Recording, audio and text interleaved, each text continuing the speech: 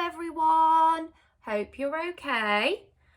I thought it might be a nice idea for us to share a book together.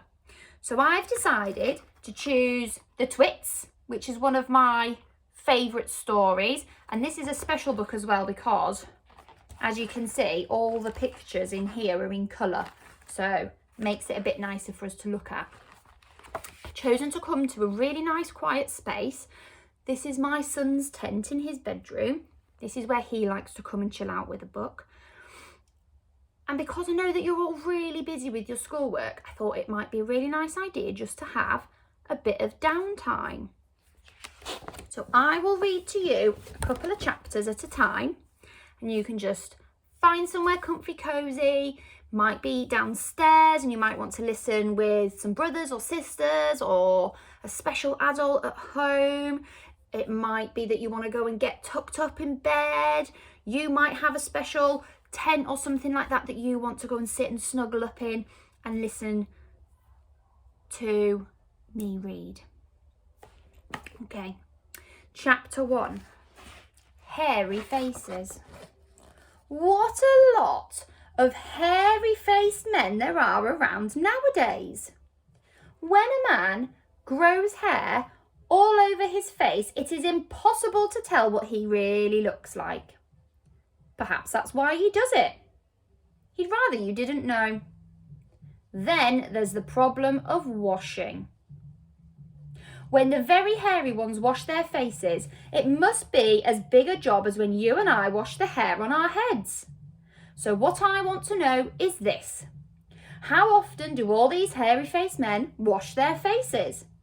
Is it only once a week, like you and I on Sundays? And do they shampoo it? Do they use a hairdryer? Do they rub hair tonic in to stop their faces from going bald? Do they go to a barber to have their hairy faces cut and trimmed? Or do they do it themselves in front of the bathroom mirror with nail scissors? I don't know. But next time you see a man with a hairy face, which will probably be as soon as you step out onto the street, maybe you will look at him more closely and start wondering about some of these things. Chapter 2, Mr. Twit. Mr. Twit was one of these very hairy-faced men. The whole of his face, except for his forehead, his eyes and his nose, was covered with thick hair. The stuff even sprouted in revolting tufts out of his nostrils and ear holes. Ugh.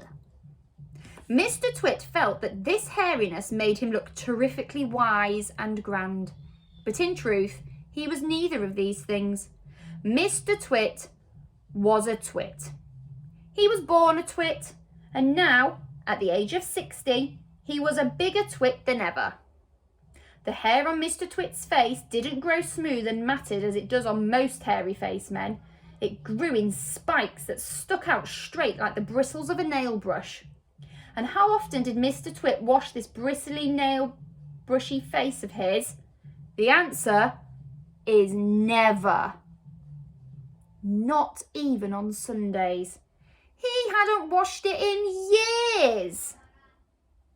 Ugh. Chapter 3, Dirty Beards. As you know, an ordinary, unhairy face like yours or mine simply gets a bit smudgy if it's not washed often enough, and there's nothing so awful about that. But a hairy face is a very different matter. Things cling to hairs, especially food. Things like gravy go right in among the hairs and stay there. You and I can wipe our smooth faces with a flannel and we quickly look more or less all right again, but the hairy man cannot do that. We can also, if we are careful, eat our meals without spreading food all over our faces, but not so the hairy man. Watch carefully next time you see a hairy man eating his lunch, and you will notice that even if he opens his mouth very wide, it is impossible for him to get a spoonful of beef stew or ice cream and chocolate sauce into it without leaving some of it on the hairs. Mr. Twit didn't even bother to open his mouth wide when he ate.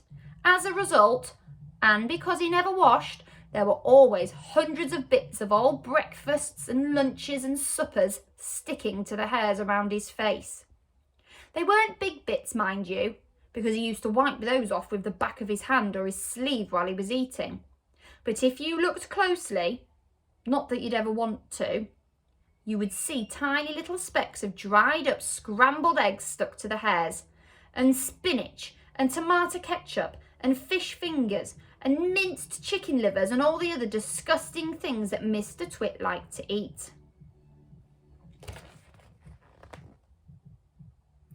If you looked closer still, hold your noses, ladies and gentlemen. If you peered deep into the moustachy bristles sticking out over his upper lip, you would probably see much larger objects that had escaped the wipe of his hand. Things that had been there for months and months, like a piece of maggoty green cheese or a mouldy old cornflake, or even the slimy tail of a tinned sardine. Because of all this, Mr. Twit never really went hungry. By sticking out his tongue and curling it sideways to explore the hairy jungle around his mouth, he was always able to find a tasty morsel here and there to nibble on. What I'm trying to tell you is that Mr. Twit was a foul and smelly old man. He was also an extremely horrid old man, as you will find out in a moment. Oh, look, there's his beard. We've got bits of cornflakes, tinned sardines, bits of Stilton cheese. Oh, yuck. Our next chapter will be chapter 4, Mrs. Twit. And we'll read that one next time. Hope you enjoyed your 5 minutes of chill out time. See you soon.